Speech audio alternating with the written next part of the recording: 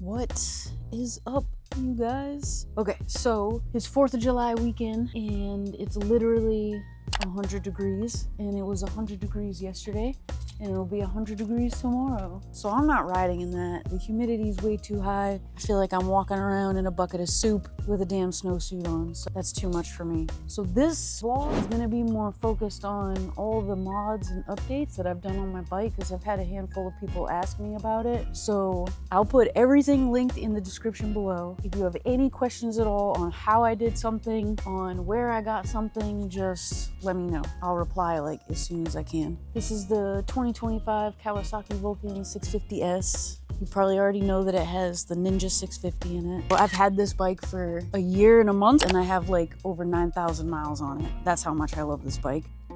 And everything that I've gotten for this bike, I've gotten on either Revzilla or on eBay. One of the cool things about this bike is you can do the ergo fit for the seat, you can do it for the handlebars, and you can do it for the foot pedals.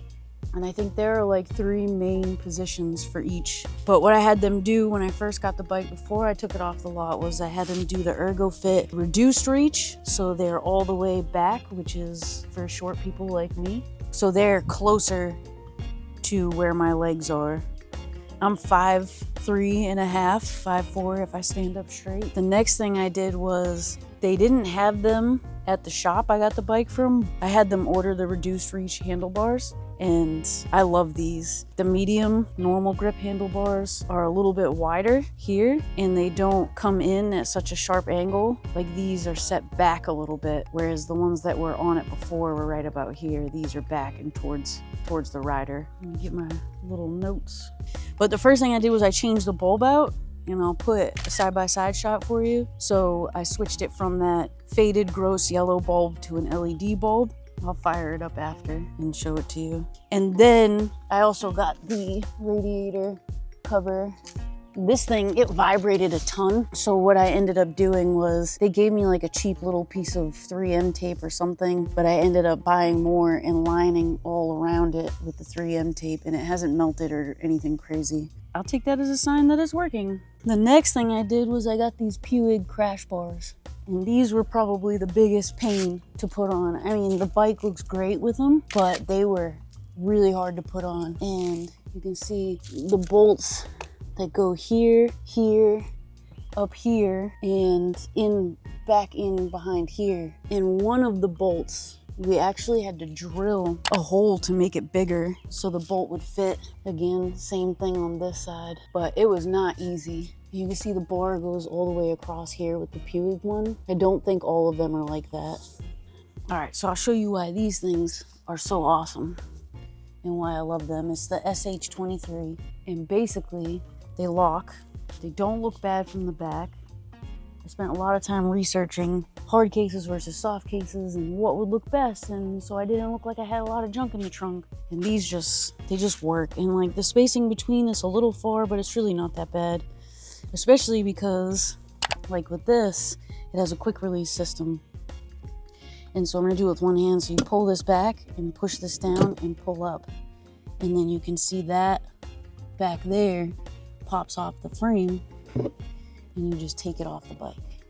So if you wanna ride around without it on the bike, you can, but you can also take it off and bring it into the hotel or whatever you need to do. So that's those are the hard cases, right? And they're super deep too. I'll look up how many liters they are and let you know, but like I usually put in one of them, I have all of my clothes to change into, like my work bag. So I'll have shoes, pants, a shirt, and then just like a hygiene kind of bag. And then in the other one, I usually have my lunch, my protein shake, and like a couple other things. So, I mean, they're super deep. I think the max weight is like 10 pounds, but I'm not sure. I'll look it up and put it on the screen. When I bought these, I also had to buy the P3 system, which is the frame that they hook onto. But I also had to buy the rear passenger OEM Kawasaki frames. So I'll put all of like screenshots of the prices and stuff, because it's up there. But like I would buy the rear passenger frames, and then, you know, the next month the P3, and then the next month the Shad cases. So it's like over time you can do it. This, starting here, attached to this bolt, because you need the rear passenger peg, so you have like 3 points of contact. So you have here, here, and here. So basically, bolted here, this piece right here, that is the P3 mounting system. And also it comes with these to put on there. I recommend putting the screw on right there before you go and try to put all that together. And then, you can't really see it, but if you take this whole thing off and you remove this piece right here and you remove this, you'll see the OEM passenger frame and foot peg. And so that runs back here into here. So up until here. And then I have these pretty tight. And you have to use the OEM ones or it won't work. You can't get aftermarket ones. That was one of the things I was researching. Okay, then next was the Puig windshield. I think it's like light smoke or something. I don't know, I'll look it up and put that on the screen. It has a mixture of views. I think it's really good for a short person, because like I'm not super tall, so I'm not competing with the aerodynamics of it. Whereas somebody that's a lot taller than me, that maybe 5'5", 5'6", 5'7", even taller than that, I've read reviews where I was hesitant to get it, but I needed something with the amount that I ride. I mean, you can see all the bugs and crust on it. I love it, it's worth it for me. If you're taller, you might want to find something taller, or they also make like an attachment that goes right here that like clips on to the windshield, and so that might work for you too. And the windshield was super easy to install. You can see it's like literally just this frame right here. I'll do a shot from behind just so you can see it. It's just this piece right here on each side. Another thing I did, which I'm sure some people are like, whatever, I like having the blind spot mirrors. You can't be too safe, you know, and people like creep up on you. Okay, next is the charger. So with the charger, what I ended up doing was, again, OEM Kawasaki. You have to get two separate things. You have to get the charging port and you have to get the relay, and I'll put that up on the screen now. You take this panel off, you take this panel off. Once you take this off, it's super easy. You just plug the relay in and you just shove it up onto the little post. It sits there, and then you put this back together. And then this port right here, I took the windshield off and then I took this piece off. It's plug and play. Behind here, there are two little plugs that the charging port plugs into. This like 12-volt thing, it comes with the case for it. I'll put a picture up and come on this side. I don't know if you can see. There's two wires down there, right in there. And what I did was, there's like a space. You can kind of see it. There was a space in between. So I just put electrical tape around the space, and that frame, or that, yeah, the case that, oh my God. Okay, so it just bolts right into the frame right here. So again, plug and play, super easy. The only thing you have to do is buy that charging outlet port, and you have to buy that relay for it. And I'll put that in the description, but I'll also put screenshots up of how much it costs. All right, so now the really fun part, the blinkers, and I'll fire up the bike in a second, show you. So the blinkers and the tail tidy tail, whatever you want to call it. It looks so weird with one case on. This is how easy it is to put this thing back on. But mind you, I only have one hand that I'm doing it with. So you just line that up with the frame, the hook, and then once you line that up with the frame, you just put it over that, over the bar, and then you just pull this back and push it down and push that back. And you're good to go. Oh yeah, so for the blinkers, what I had to do was I needed to get a relay.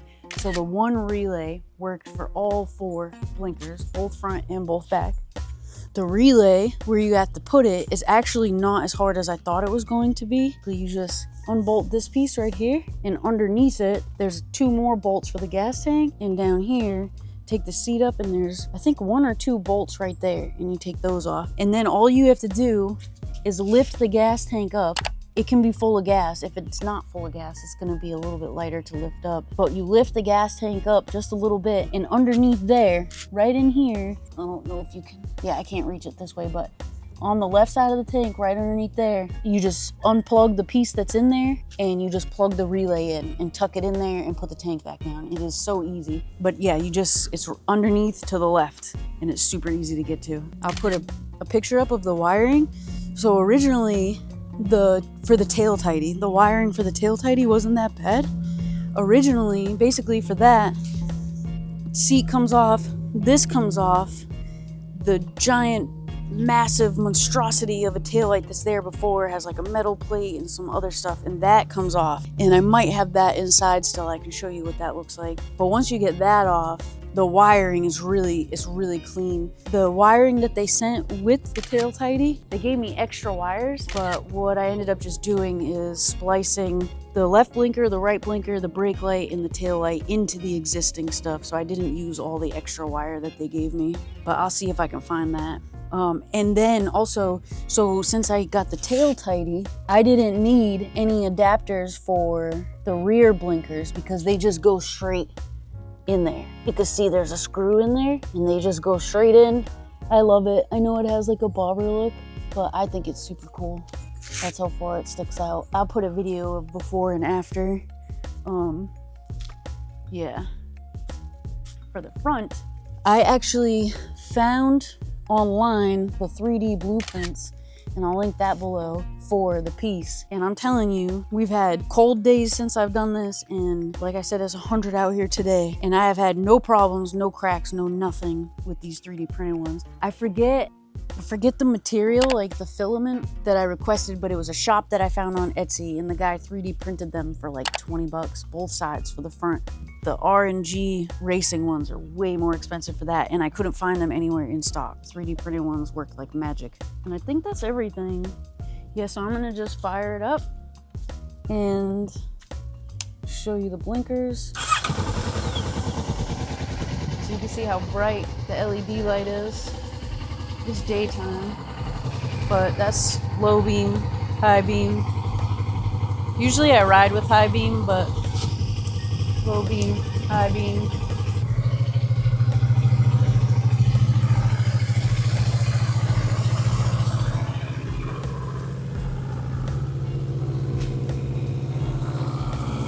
And then let's see if I can rear brake.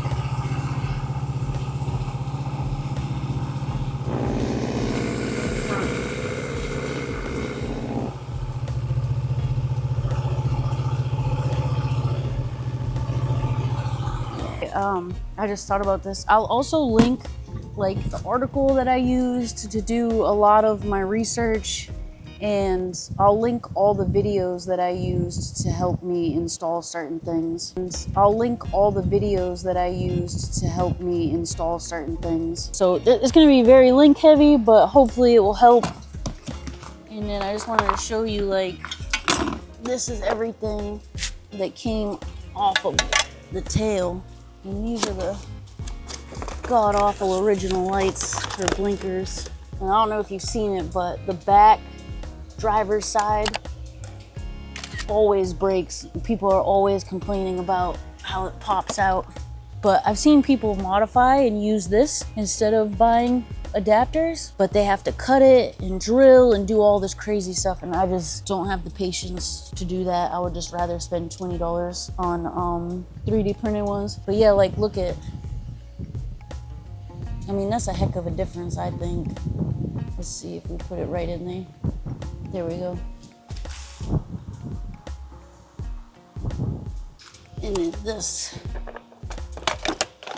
chunky monkey here.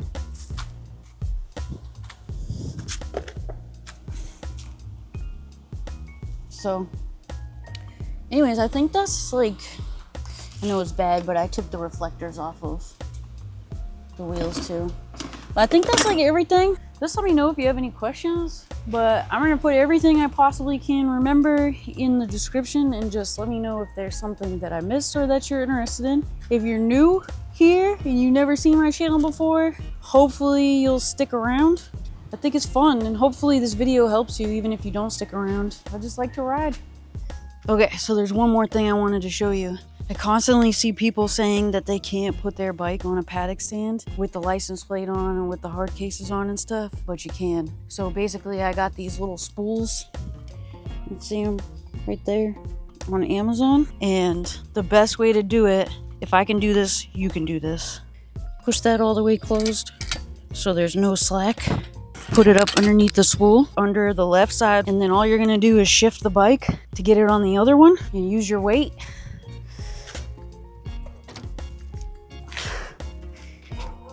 And then what I usually do is lift underneath. And there you go. And then once it's up, for the love of Jesus and all that's holy, make sure you leave that kickstand down. But again, shift that slack over on the left side and get it underneath the spool. And then once it's up, you know that if you shift the weight to the left where the kickstand is, the bike is gonna go and it's fine. It feels like you're gonna lose it at first and you might dump it, but the kickstand is there to catch it, right? So I'll show you. So lift it up slowly. I usually use 2 hands. And then I just give it a little push and let it go. I thought there were, oh yeah, this. I was using an air one for a while, and then I got this one free on Amazon Vine to review it. It's like a gel one, and I'll put the link below because it is worth it if you buy it or if you're part of the Vine program or whatever. Anybody that rides a Vulcan knows that the Stocksy is awful. You can only get through a couple hours on that thing, but you still have to stop a handful of times. But with this, when I rode all the way out to Charlottesville, rode all the way around and rode back, I mean, that was like an 8-hour day. And honestly, I was fine. No lower back pain, and my butt just felt fine. So that's it. I hope this video was helpful. I hope you are able to do all the mods and stuff that you want to do on your Vulcan. Yeah, just reach out if you have any questions or anything to say or whatever. Just say hey. I do all my own oil changes and stuff because it's super easy, especially when you have the paddock stand. And sorry if you got my feet in some of the shots, but hope you guys had a good 4th of July weekend. Until the next video, I'll say peace.